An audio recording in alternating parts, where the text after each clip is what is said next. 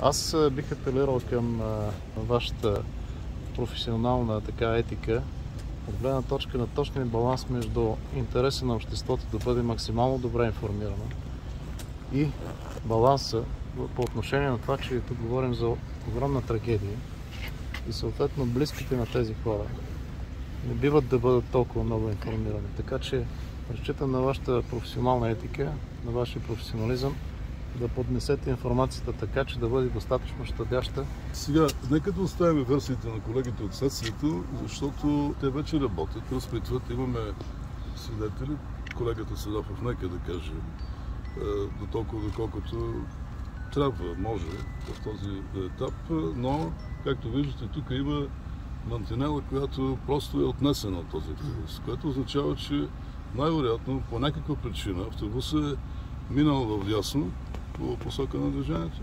Има съприкосновение с мантинелата, която е просто унищожена от автобуса. Така че напълно е възможно това запалване да се е получило в резултати на допира до мантинелата. Напълно е възможно. Но това са наши версии първоначални, съвсем, които тук и вие можете да правите. Ще се отклоняват пътуващите, които ще трябва да минат през Радомир. След което, разбира се, ще информираме, за да може да се възстанови движението.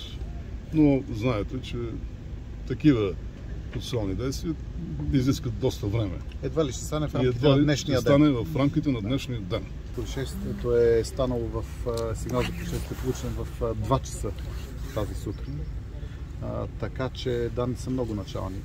Това, което имаме като информация, е, че са конвой от 4 автобуса на един собственик, една фирма, туристическо дружество от Република Северна Македония. Последното започна преди буквално 3 часа и половина. 3 часа сутринта ми се обади дежурният в община Перник, за да ми съобщи за наистина този ужас, който се е случил на магистрала Струма, с много наброй жертви.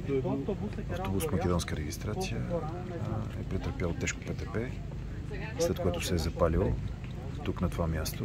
Виждате тук мокрият път с огромната денивелация и острия завой. Човек, който не познава този участък, един миг на внимание може да бъде наистина такава трагедия, която аз поне не помня.